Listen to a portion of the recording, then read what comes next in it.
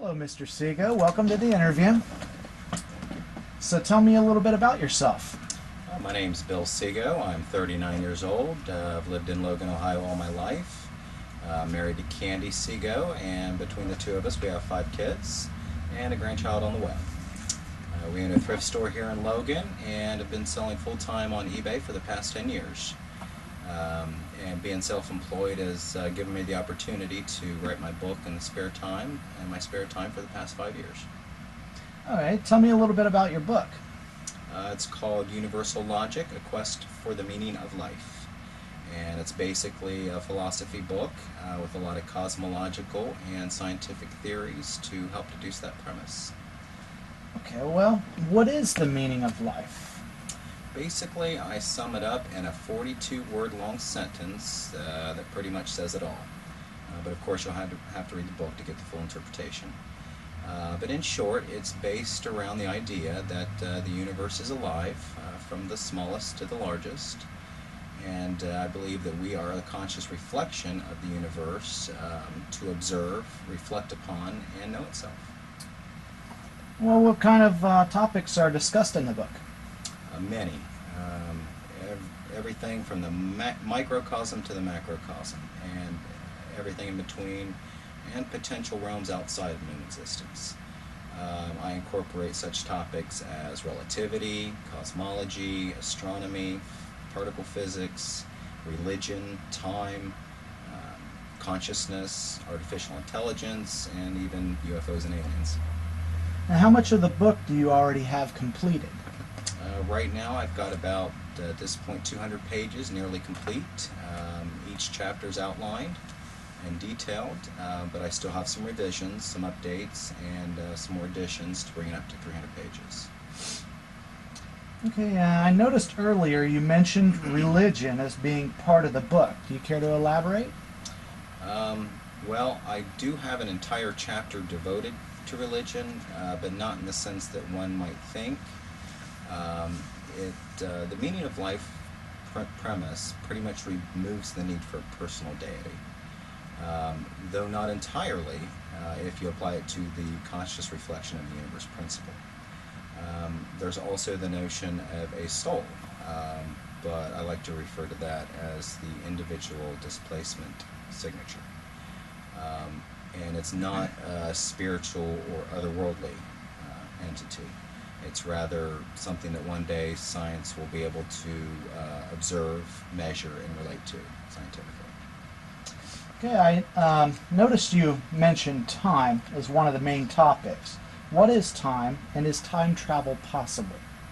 Time is a very interesting topic indeed. Some scientists feel that there's no such thing as time, and Julian Barber's one of them, and I tend to agree. I do present my own hypotheses and models regarding time travel, but when it comes down to it, I feel that it doesn't really exist as we measure it. It's more along the lines of objects in motion and how they relate to each other. It does make for some interesting science fiction, but when it comes down to it, I think that's all there is to it. And what about artificial intelligence? Will computers or robots one day become smarter and more like us? Well, I believe a combination of biology and artificial intelligence is definitely our next step in evolution. You see signs of it with these high-tech prosthetics that could keep coming out. And if scientists are able to one day map the entire brain, I believe we'll eventually become mostly artificial in order to avoid death. And I think that it's a fear of death and longing for life that will drive that technology in the future. And are there such things as UFOs or aliens visiting our planet? Well, I think that remains to be seen, but the evidence is certainly stacking up. I think most educated people believe that there is intelligent life out there somewhere. The question is, have they discovered the technology to get here, and would they waste their time in the first place to find us? Now, there are theories for how civilizations could, traverse the vast distances of space. Fringe theories, but in a reasonable amount of time. And I think given enough technology and enough advancement, I think that anything is possible. I mean, for example, our technology resembled magic to, say, somebody from the Middle Ages, and probably incomprehensible, to primitive man. And just like 100 years from now, we're not going to recognize our own technology. It's going to be like magic to us. But I think at this point, as far as aliens and UFOs, I think the jury's still out. Okay, what is the purpose of your website, universallogicbook.com? I set up SOUL, or the Society for Universal Logicians, to act as a forum for like-minded individuals to get on there and discuss various meaning of life issues. Kind of like a hive mind of modern-day philosophers. With the boom of these scientific programs, such as Through the Wormhole with Morgan Freeman, and Into the Universe with Stephen Hawking, and there's many others, I think the topic's very popular with the general public right now. So that's why I think this is the perfect time for me to knuckle down and get it finished. When do you plan to have it complete and sent to print? Well, my realistic goal is 6 months from now, since I have the bulk of it completed. And I think that Kickstarter will, if it's successful, will help provide me with the funds that I need to devote full-time to it, as well as be able to support my family.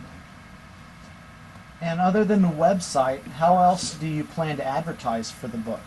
I'll be printing up bookmarks, hats, t-shirts, posters, and I'll also be, of course, I have to print those up for my rewards for any donations that I receive.